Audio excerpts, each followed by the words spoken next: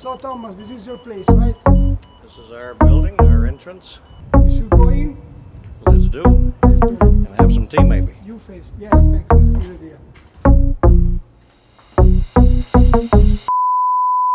Hi everyone, this is David from Saint Petersburg, Russia, with a new episode of Inside Saint Petersburg, Russia, my YouTube channel.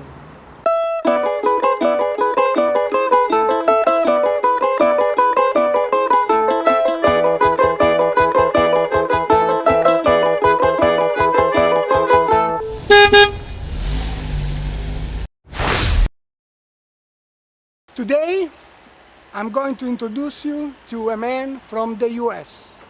His name is Thomas Lai. He's been living in St. Petersburg since the past 14 years. We are going to have a little chat about Russia in general and his life here in St. Petersburg, Russia. Right now, we are going to his place, his apartment, and we're gonna sit down and have a little chat between us, two foreigners living in St. Petersburg, Russia. Enjoy.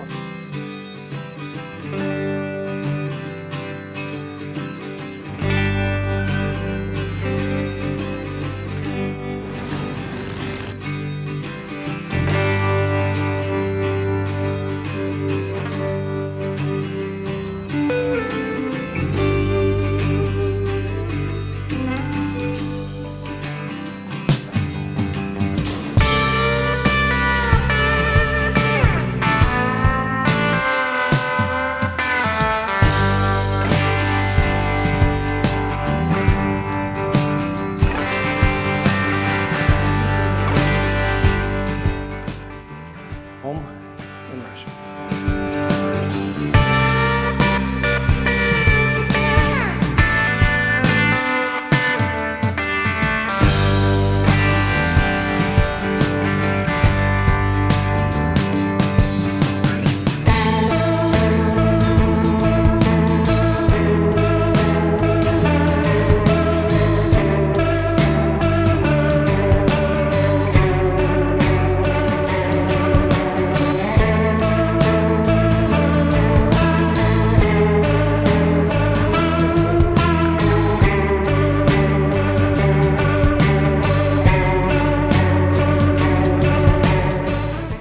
Hi, I'm Lyle Thomas, and I'm an American from the United States who's moved here to St. Petersburg, Russia with my family. We've been living here since 2007. We have 3 kids who've pretty much all grown up here, and the last one is still here. The other 2 are in college, and I work here as a counselor, coach, and trainer. And today I'm doing an interview with Inside St. Petersburg, Russia.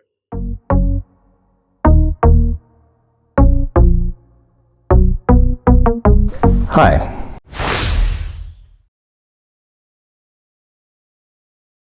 I felt and I feel a call to help be a part of making Russia what its potential is meant to be. So this is the reason why you came to Russia, to help. To help be a part of some sort of change, whatever that can be. I'm a Christian, and I feel like there's something of a call in it all. I believe there's something important going on here, and a lot of potential in this country. It's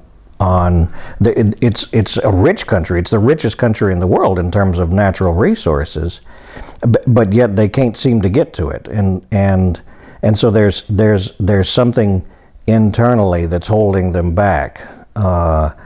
And it's there's political issues. There's issues with their history, the trauma they've been through. As a counselor, I just see this, and it makes me want to do something about that. And then just on a moral, spiritual level, there's deep currents that need to be worked through for Russia to meet its potential. But I believe the potential is huge, and so that's why I'm here.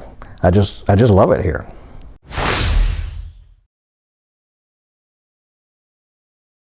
My interest in Russia probably goes back to when I was in middle school, high school. I remember that my Sunday school teacher used to talk about the conditions here in the Soviet Union, how difficult it was, and the persecution and things like that, and it really captured my imagination.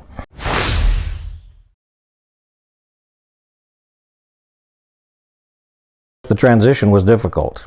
We ended up selling the place. I remember the day we had a yard sale where we brought everything outside of the house and put it out on the lawn, and it was just, we couldn't believe how much stuff we'd accumulated in just those several years that we had lived in that place. So it was a major process of transition, finding the means to get here, and an organization to work with, supporters who were behind us. But yet at the same time, it was not hard. It seemed to have its own momentum, and things started coming together in ways that don't always happen for me, to be honest.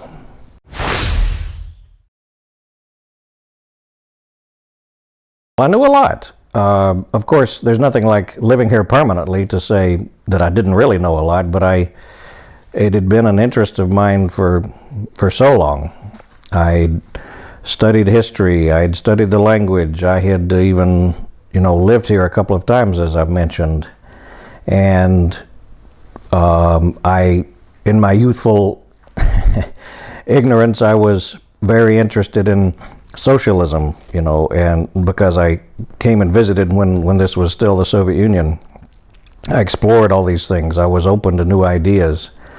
And so as a musician too, I should say that I loved Russian music. I loved Dostoevsky, who lived here in the city. So there's just an amazing wealth of cultural riches here. This is considered the cultural capital of Russia.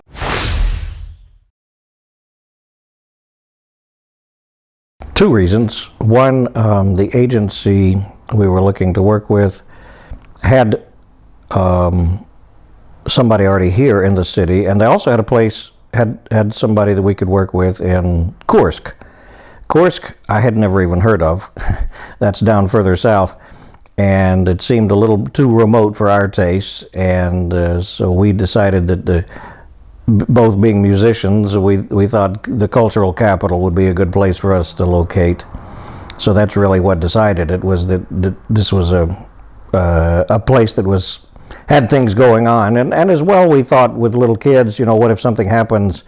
Probably easier to get out of here if we in a pinch than from somewhere deep inside. That also went through our minds.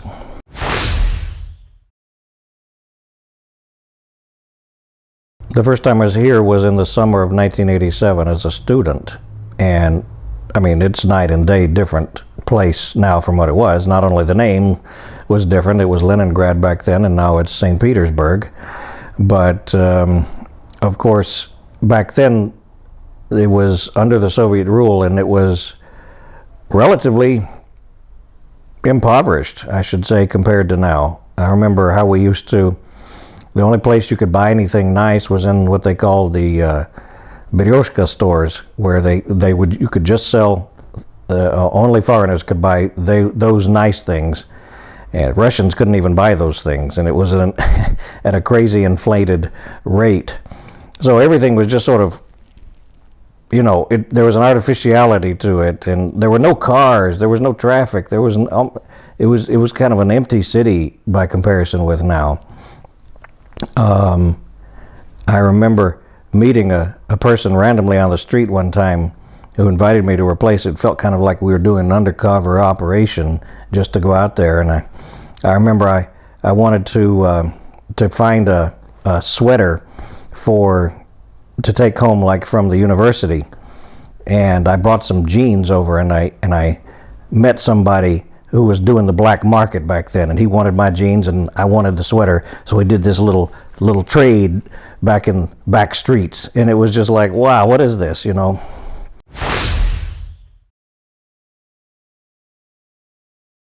Well, it's certainly much more closer to the level of a world-class city, but I wouldn't quite put it on that level yet. But compared to what it was, to me, it certainly feels a lot more modern, and there's so many more opportunities here than there used to be.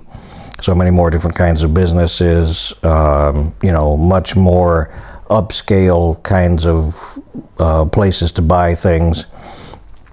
But I would say that even in comparison with Moscow, St. Petersburg to us feels like it lags behind a little bit. Even Moscow seems more progressive, more opportunities, more varieties of things to do and see. Although we still love St. Petersburg even more. It's more beautiful, more variety of history, architecture.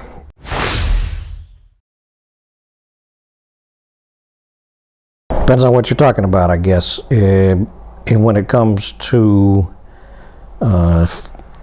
food and a lot of services, labor is cheap here.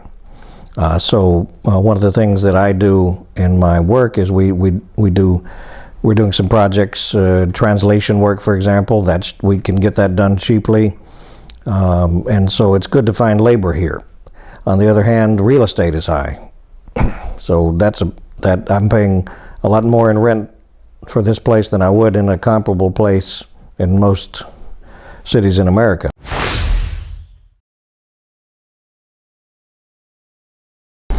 It's a beautiful city. We love just walking around and seeing the sights, even for the 10th or the 20th or the 100th time sometimes. There's so much beautiful here. And of course, not all the places in the city are beautiful. There's plenty of ugly Soviet-style buildings, when you get outside from the center. We used to live in an area that was less interesting architecturally than where we are right now. We really enjoy walking around this neighborhood and just looking up at the buildings and seeing the history and reading the plaques on different buildings, who lived here and that kind of thing. So it's just it's a neat experience.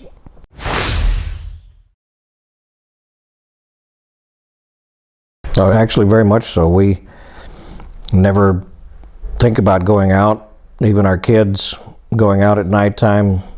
My understanding is basically there's very, very little person-to-person crime here. The crime is more like, on the level of bribery and paperwork and, on the level of power and things like that. But it's not like violent crime. You just don't hear about that kind of thing.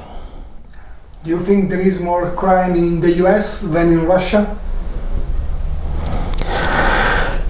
Well, of that sort, probably. I mean, if there is more here, then they cover it up. I don't know, but since I don't hear about it, I would tend to believe it just tends to be safer that way. I don't know why.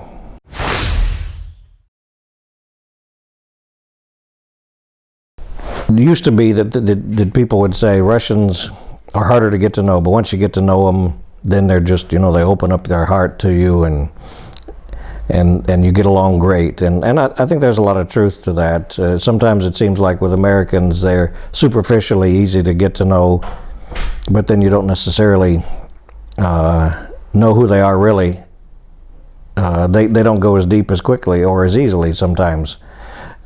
It's kind of a mixed bag that way, but I enjoy getting to know the Russians. In my line of work, people tend to open up to me, so I know a lot about people quickly. So that I'm probably a biased perspective on all of that, but I do know as a counselor, I think about what they've been through. They've had a unique history of trauma that goes back even centuries, but certainly most recently, even in the Stalin era, they just have been through so much. World War II took place here, and Russia had lost about 10 million people in the war, apart from the soldiers themselves. That's unheard of to us here, us in America. So they've been through a lot, they've suffered a lot, and a lot of it was completely unjust. And so that leaves a mark on the soul. And I've thought a lot about the impact of these kinds of things.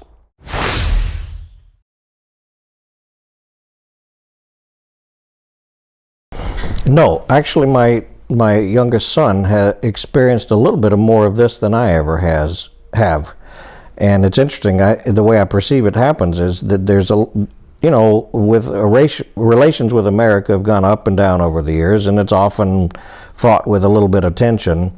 And I think that on the adult level, of course, adults tend to understand that, and this isn't really about the people. We know that we're all the same, and we're in the same boat together, and it's these jerks here at the top that are causing all the problems. We don't want to go to war. You don't want to go to war. So there's this kind of understanding that everybody seems to have. But yet at the same time, whatever negativity there is probably gets talked about, maybe in school, maybe at home. And so I would see sometimes that my son would get the brunt of this, where kids would treat him wrong or want to ostracize him or say mean things about him. So it kind of worked its way out that way.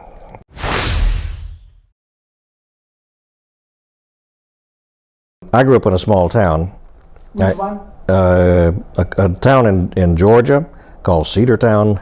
Small population, 8,000 people, where everybody knew you, everybody knew my family, and I miss that kind of small town atmosphere. I miss the beauty of it, the architecture.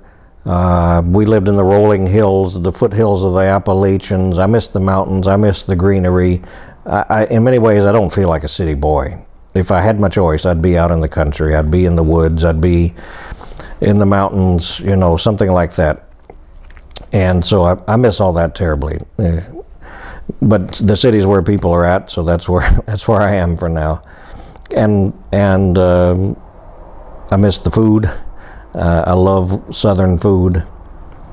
Can't get that here. I don't think I've found a restaurant yet as many ethnic places as they have. Nobody's tried to pull that one off.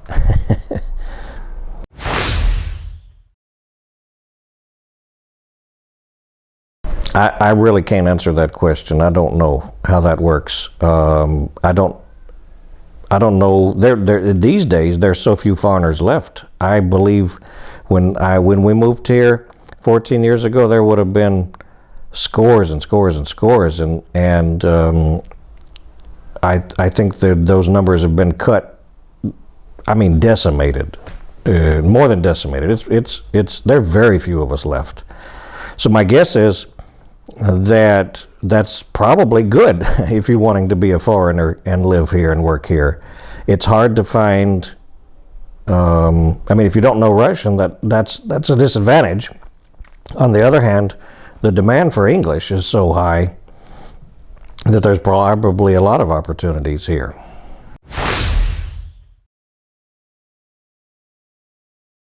No. I mean, I haven't worried about it. I haven't stressed about it. I just sort of do it.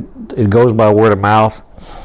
I have relationships, so it's working.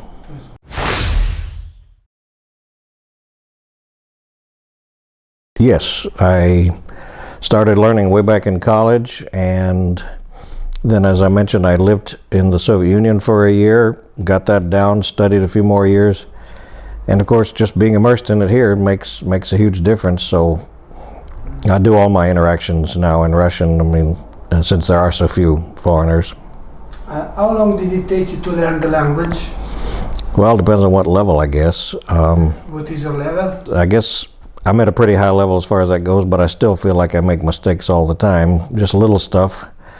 But it drives me crazy because there's just so many nuances that, it's like you can get 99, 95, 98% of it down right, and then there's that last percent that just sort of dogs me, and I can't master all those the changes of accents or the conjugation of this or that. It's just maddening.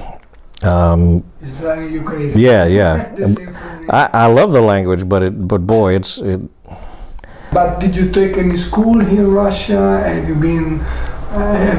Yes, I studied back in college. I studied in other places. I studied when I moved here. I've taken private lessons. I've done lots of different things.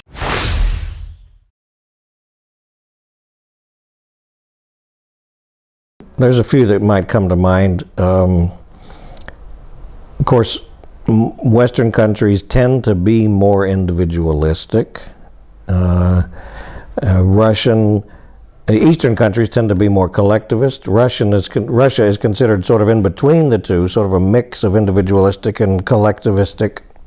With the way media and everything is evolving, that probably the whole world is moving much more individualistic, it seems to me. At least it certainly seems to be having its influence here in Russia to move people more and more to an atomized kind of existence, which I think is, of course, generally quite bad.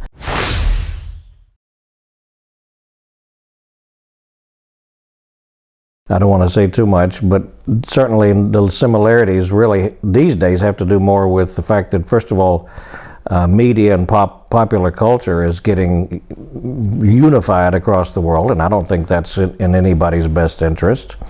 I think power tends to like to get more power, whatever country you're in, and that's not in anybody's interest. I think economically, the more things are centrally controlled in any country, that's not good for the country, and those things are becoming more similar. So those are the kind of things that worry me, but it's not just about Russia.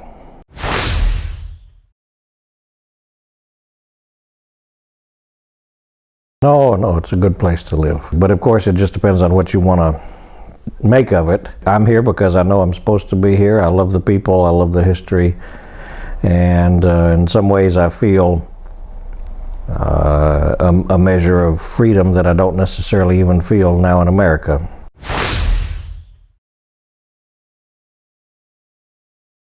I would recommend it for anybody that is thinking about it, and you're willing to pay the price for it.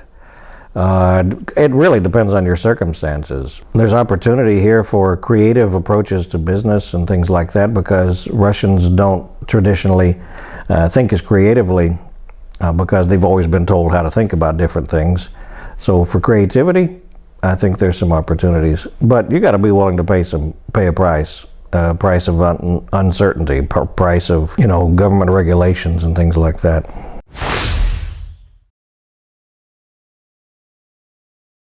My advice is you've got to really want it, and I don't think there's many reasons why you would need to live here and not use Russian. So when I talk to people about coming to Russia, I say you need to know the language.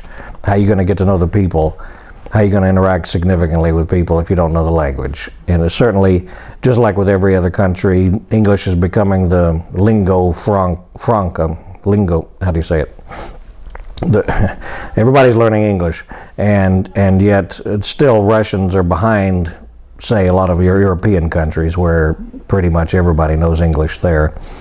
And so it's not as easy to get around not knowing Russian here as in some other places.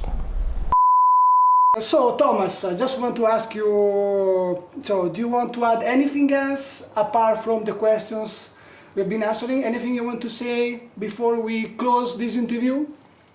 You've done a good job asking a lot of good questions to help me realize that I actually have something to say about life here, and so I appreciate being able to share all of this and give people the opportunity to hear, a little bit of the slice of life for me.